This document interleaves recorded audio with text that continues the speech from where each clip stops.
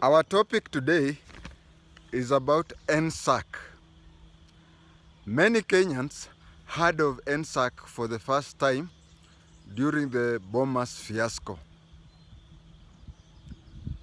A lot of Kenyans are telling me, tell us about NSAC and run away from the country.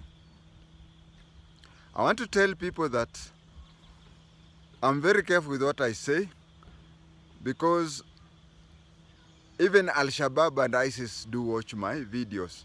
So I have to be very careful that when it comes to national security, I am a loyal Kenyan, a patriotic Kenyan. I will talk about NSAC in two aspects. And my openness did not start the other day. It is only that it is expanding, and it started expanding in 2003 when Kibaki came to power, where the media noticed me. But then we have come to social media such as YouTube, that you find that it has come to YouTube that now a lot of people are coming. But I can say that my openness started even when I was a constable in the special branch. I remember when, because from the word go, from the time I got my basic special branch course, I understood there was an unwritten law where special branch wanted to look mystic. But I felt that if we were to be open to people, people will understand us and our work would be easier. So I used to tell people, and people would ask me, now that you have told us what you are supposed to tell us, now tell us the truth. I even remember during my course for inspector, we were two people from the special branch. And the other one was called Miriti. And I remember people, fellow cadets telling him that, don't you think JI-TENGE is speaking more than he's supposed to speak? And he would tell me that. You see, for him to tell me people are saying so, it shows that he supported them. But I would tell them, I would look at him in the eye and tell him, don't you think what I'm doing is better for the branch? So, that is that. Now, let me talk about NSAC in two aspects. I'm going to do the description of NSAC, and then after doing that, I am going to talk about the fiasco at Bomas. And the fiasco at Bomas squarely lies at the foot of NSAC. Now, what is NSAC? NSAC is the National Security and Advisory Committee. That is at the national level. We have a regional level, which is headed by a regional coordinator. You know, regional coordinator is the president's representative at the region. So you find that the president is the head of NSAC. So he is a representative in the region, county and sub-county. Those are his representatives. So when they head the RSAC or CSAC, they are heading it on the president's behalf. I don't know whether, you know, the sub-county is supposed to be on the same level as what we used to have at the district level. But looking at it, especially being notorious, when I find these NIS people or even the DCCs and I try to ask them questions, there is the omerta. They say that ukiambia kwa tenge, it will be spread. But from my observation from the sides, I usually conclude that I don't think that sub-county can have a proper laid down district security committee the way we used to have it at the district level. During our time, we had two committees. We had the DSC and the DIC. At the division level, the DO used to chair the sub-district committee. and the secretary was the OCS, and the SIO, the security intelligence officer, was a member. So it was over 3 people. But then we used to have other divisions which had more duties than that. For example, in Sigor, where the general fell, the helicopter fell, we used to have Nasolot Game Reserve, where the warden was a member of the sub-DSC. Then at the district level, we had 2 committees. At the district level, we had District Intelligence Committee and we had the District Security Committee. Each used to produce, the DIC and DSC used to produce periodical reports. The DSC would produce periodical security reports and the DIC would produce periodical intelligence report. But the one which was more regular was that monthly District Intelligence Committee report and monthly District Security Committee report.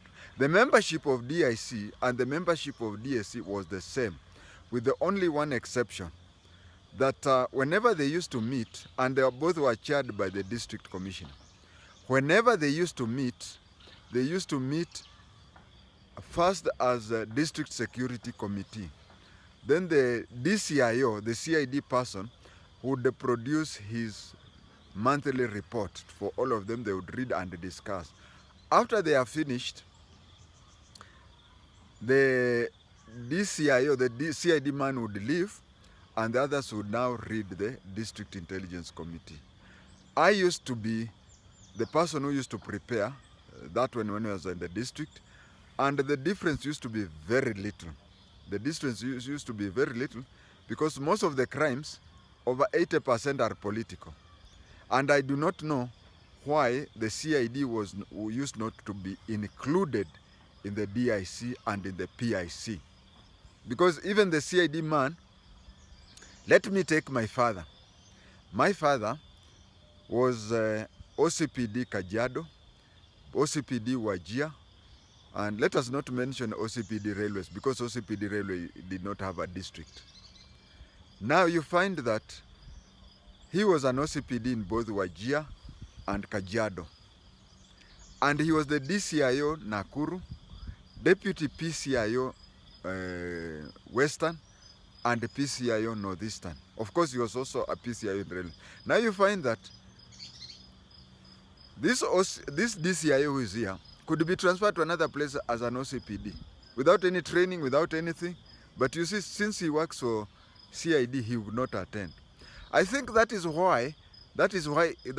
may, and most likely that is what made the decision for there to join them up, since if you look at the file for District Intelligence or Provincial Intelligence Committee, and you look at the file for the District Security Committee or Provincial Security, the difference was very little.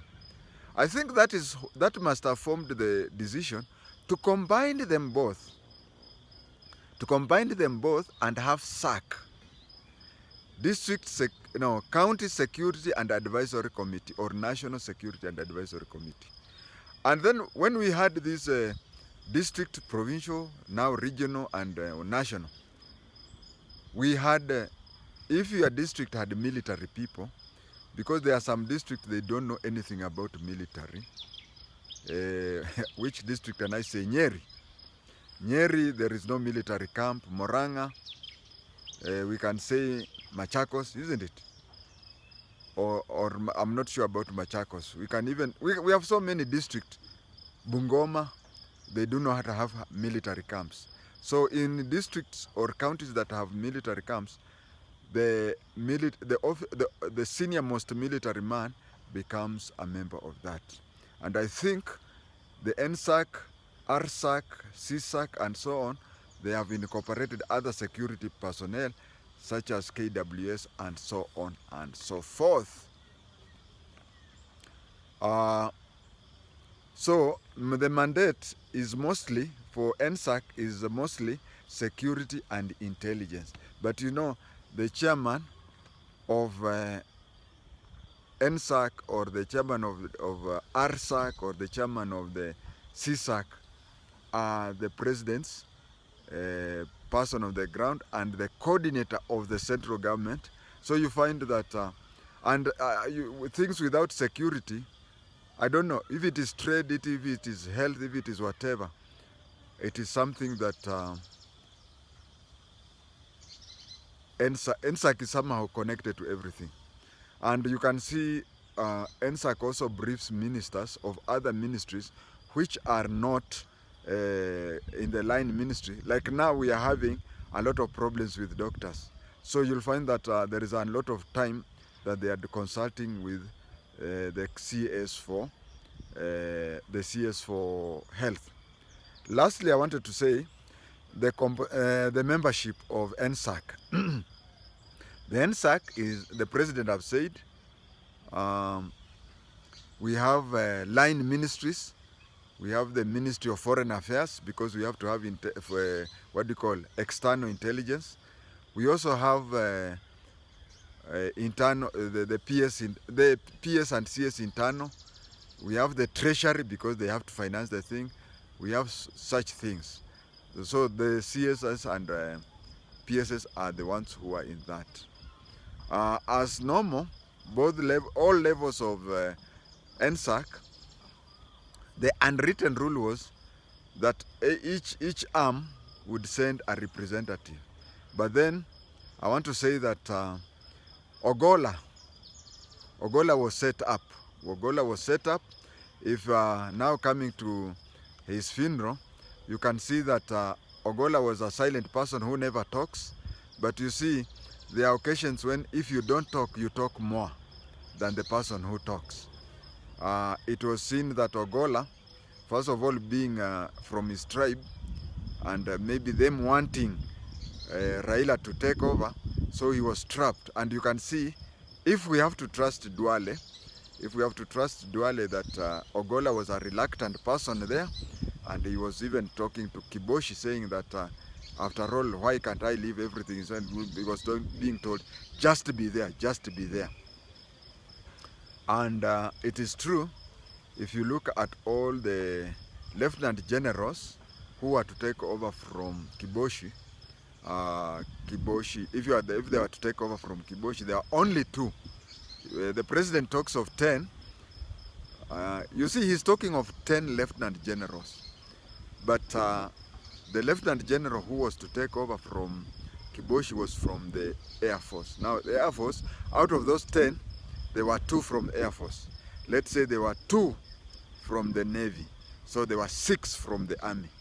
And so since it was the turn, just like now, it is now the turn of the Navy. There are 2. Kihariri was taken over, and Mutai, a Pokot. Mutai is a Pokot from Leyland in West Pokot, but a Kalenjin the same.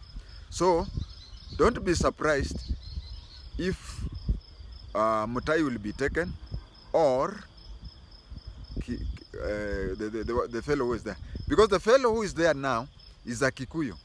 And service commanders, I think the army is headed by the Kikuyu.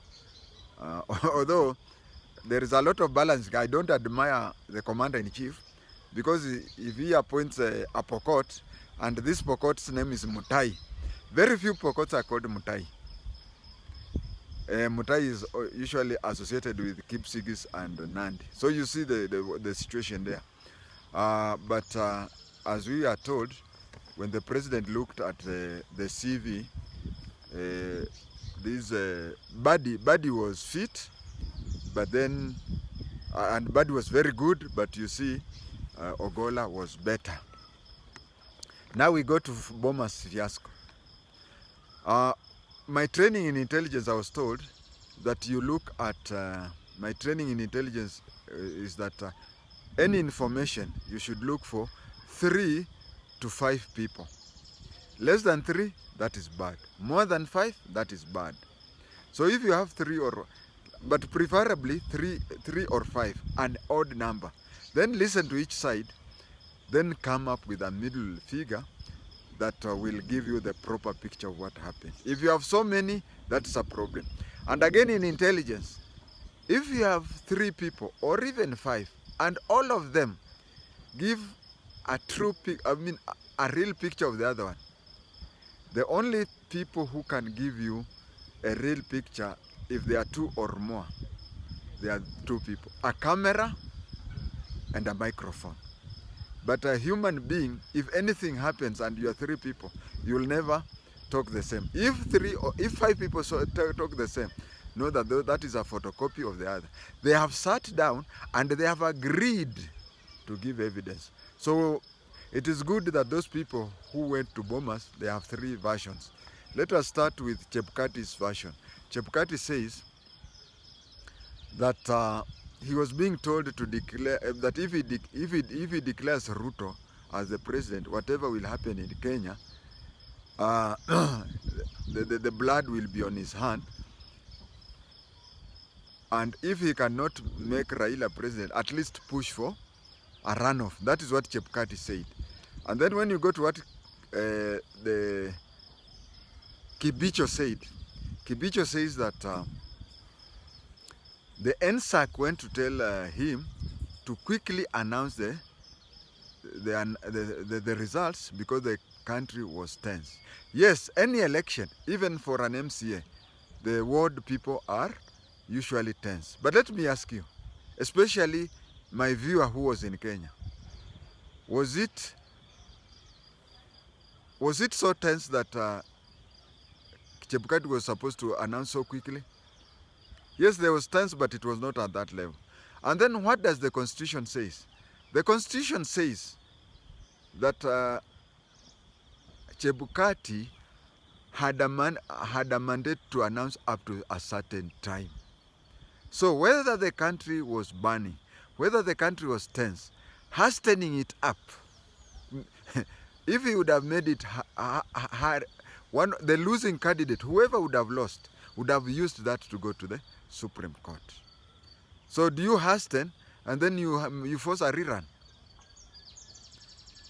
And then there is another thing that the Constitution says Chebukati has to perform his duty being dictated only by the law and the Constitution. If the country was burning, let it burn. If the country was ABCD, that was not Chebukati's work. If the country was burning, the people to blame were the NSAC. Because NSAC have their feet and fingers in all the country. They should have stopped it earlier. They should have done whatever. They should have mobilized the military. They should not go to tell Chebukati, Arakisha, because the country is burning. They should have organized with the military and whatever. The way they sent GSU to Eldoret, and somebody was saying that they did good to take GSU to Eldoret because when it was discovered that the GSU are now required from, they are required in Kisumu, Eldoret was nearer to Kisumu than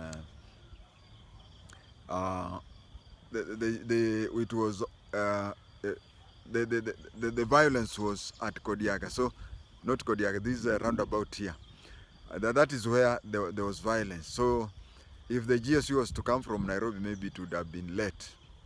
So that is what is there. And if there was any tense moment, the tense moment was in Bomas. The tense moment was in Bomas and not the countrywide. And what happened in Bomas? You see, for Chebukati, and I've recorded this elsewhere, I recorded at that time. When Chebukati is going to announce, usually the candidates, please look at, I'm opening up the locked videos, but once it is over, when it is open, you'll see how I said.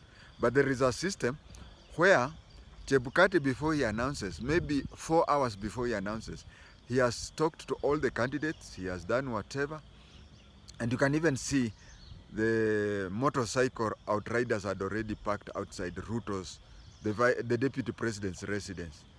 So when these people were trying to convince Chebukati to hasten up, Chebukati had already known the results, and Chebukati had already talked. First of all, he talked to the president, Uhuru.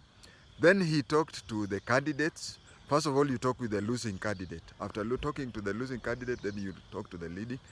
Then you talk to the military people, the police, the whatever. You talk to the neighboring presidents.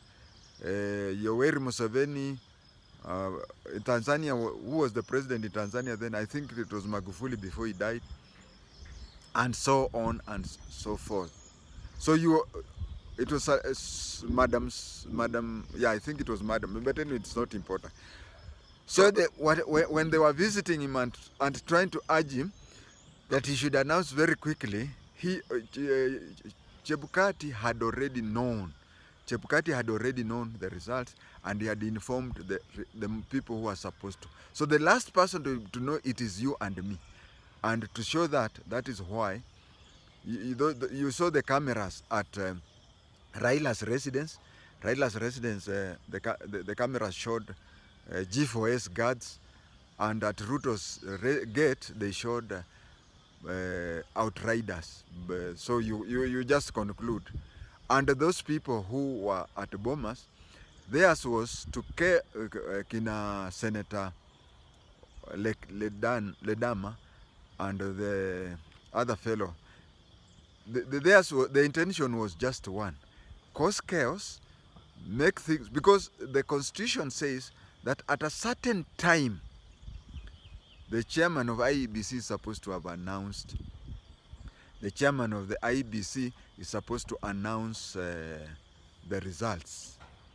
So those who created chaos at Bomas, the intention was that they make the scene so attainable so that time passes and then we have a constitutional crisis. So from the evidence of, you see, Ogolla's evidence came through his silence. And you can see even his own MP said that he never wanted limelight towards him. Oh, what an angel. Then if you look at what Chebukati said, and you look at what Kibicho said, and even Sudwale said at the funeral, you know what is happening. I think we should move on. We should accept and move on, because what I was reading from Duale's speech is that there are evidence there, and if people continue saying that, the documents will be out. And you see, there is nothing as bad as stating that, okay, let us get the documents, and then the document implicates you. Just like when James Orengo joined politics,